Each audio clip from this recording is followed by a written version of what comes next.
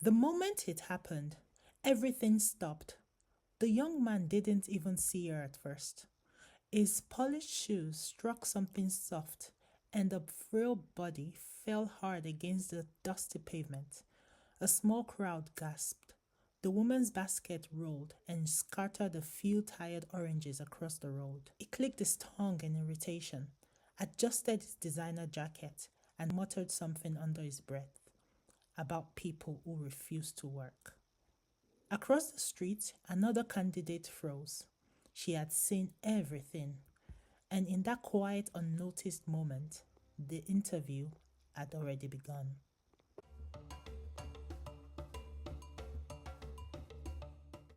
His name was Tunde. At 28, Tunde had built a life many people envied. He wasn't the richest in the city, but he carried himself like he owned half of it. His shoes were always shining, his wristwatches expensive, and his voice was just loud than necessary. That morning, he stood in front of his mirror, straightening his collar for the third time. This interview was important. A senior position at one of the fastest growing companies in the city. The kind of job that didn't pay just well, but it also opened doors. Tunde had already imagined the office, the respect, the title that would follow his name. He smiled at his reflection. "This is my next level," he said quietly.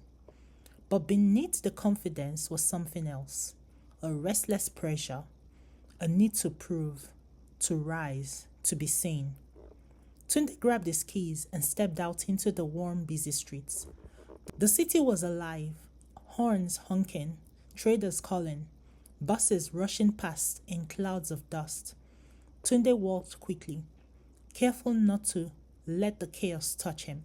His clothes were too clean for this place, his mind too focused.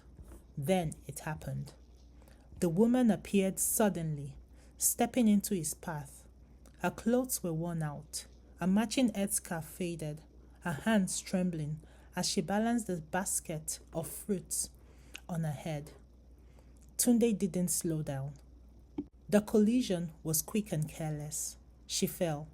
The basket tipped over. Oranges rolled into the gutter. There was a brief silence. The woman winced, trying to sit up, her hands shaking as she reached for the scattered fruit. Tunde looked down at her, his face tight with annoyance. "Why would you stand in the middle of the road like that?" he snapped. "Do you expect people to stop their lives for you?" The woman said nothing. Her eyes met his for a second, calm, searching, almost knowing. But Tunde had already turned away. He adjusted his sleeve and continued walking. Across the street, a young woman had witnessed everything. Her name was Amara. She had been on the way to the same interview, her heart beating fast, with both hope and nerves. She didn't have Tunde's confidence or his polished appearance, but she carried something quieter. When she saw the woman fall, she didn't hesitate. She ran across the street, kneeling down beside her. "Are you okay, ma?" she asked gently, sitting her up. The old woman nodded slowly. "I'm fine, my daughter," she replied softly. Amara gently gathered the oranges one by one, wiping off the dust on the edge of her sleeves. She placed them carefully back into the basket. "Please take this," Amara said, reaching into her purse and pulling out a few notes. "You may need it." The woman looked at her for a moment longer this time. There was something in her gaze, deep, measuring, almost like she was seeing beyond what is in front of her. "Thank you," she said quietly. Amara smiled, adjusted her bag, and hurried off, unaware that she was now running slightly late. The interview building stood tall and quiet, a sharp contrast to the noise of the streets. Tunde arrived first. He walked in confidently, greeted the receptionist with a brief nod, and took a seat, as if the place already belonged to him. A few minutes later, Amara entered, slightly out of breath but composed. She apologized softly for being late and sat down across from him. Tunde glanced at her briefly. He recognized her.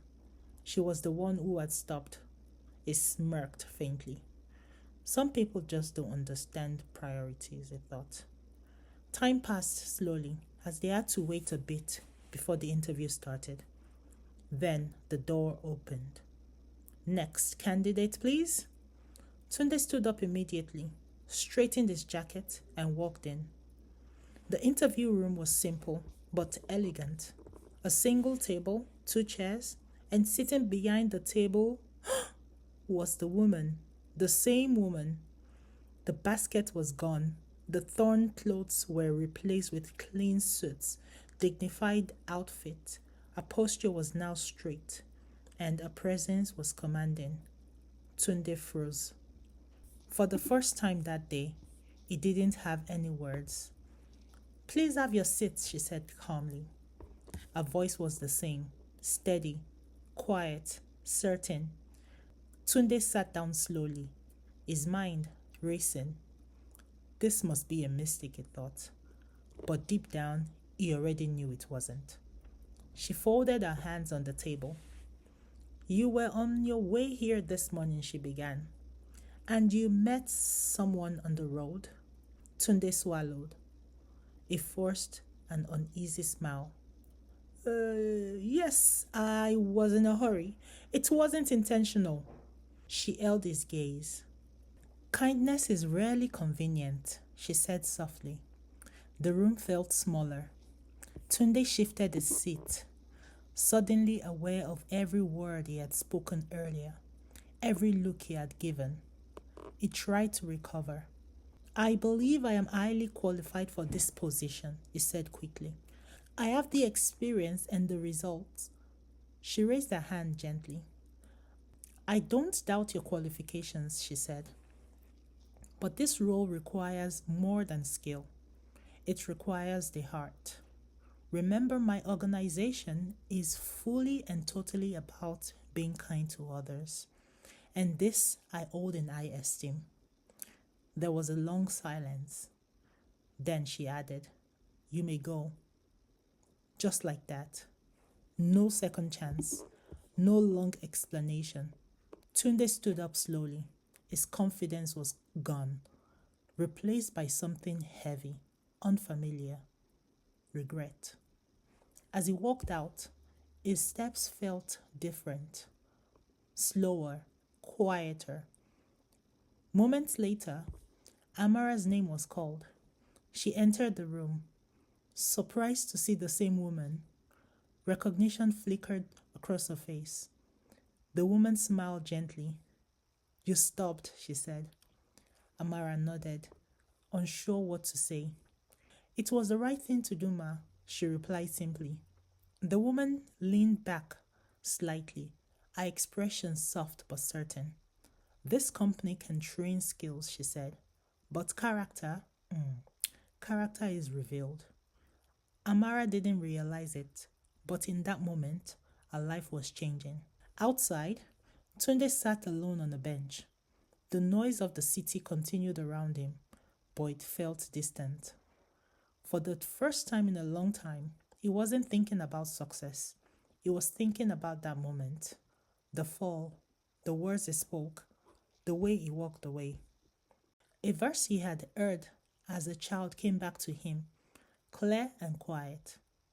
Whatever you did for one of the least of this, you did for me. He lowered his head, not in shame alone, but in understanding. The opportunity he lost was just a job. It was a test. He didn't even know it was taken, and he had failed. But something else had begun. Because sometimes the moment that humbles you is the moment that starts a change in you. Back inside, Amara walked out of the building with a quiet smile, holding a letter she hadn't expected to receive that day. And somehow, between the busy streets and the silent lessons of that morning, a simple truth remained. You can impress people with your success, but you reveal your true self in how you treat those who can do nothing for you. So the question isn't where you're going, it's who you are on your way there.